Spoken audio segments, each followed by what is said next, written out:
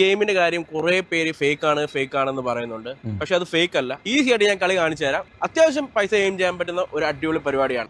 ആ നേരം കൊണ്ട് ചന്തയിൽ പോയി ഒരു വണ്ടി വലിക്കും, എന്തെങ്കിലും കാശ് കിട്ടും. നമ്മളിപ്പോ ഒരു 5000 രൂപയ്ക്ക് കളിച്ച് കാണിച്ചാൽ സോ അത് ഞാൻ വിഡ്രോ ചെയ്യുന്നതും എന്റെ അക്കൗണ്ടിലേക്ക് അത് വരുന്നത് നിങ്ങളെ ഞാൻ കാണിച്ചു തരുന്നതായിരിക്കും.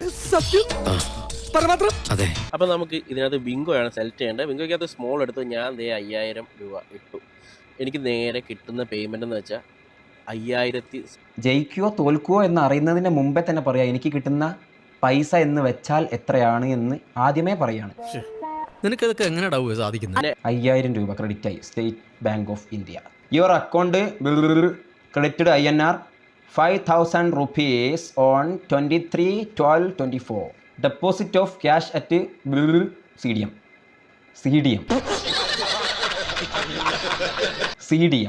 CDM എന്ന് പറയുന്നത് MDMന്റെ എന്തെങ്കിലും ചെറിയ സാധനമാണോ?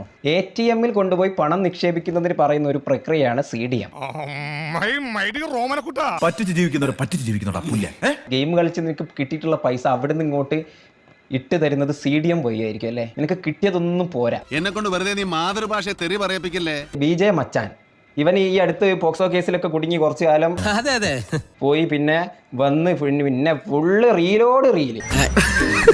ആ റീലിൽ 99% ഇതുപോലുള്ള ബെറ്റിംഗ് ഗാംബ്ലിംഗ്. ജയിലിൽ കിടന്ന് വന്നിട്ട് ഞാൻ ഐഫോൺ മേടിച്ചത് ഗെയിം കളിച്ചിട്ടാണ്. ഇവന്റെ കോമഡി പൊങ്കാലായിട്ട് അടിച്ചു കൊല്ലാൻ തോന്നും. ഇതാണ് തട്ടിപ്പ്.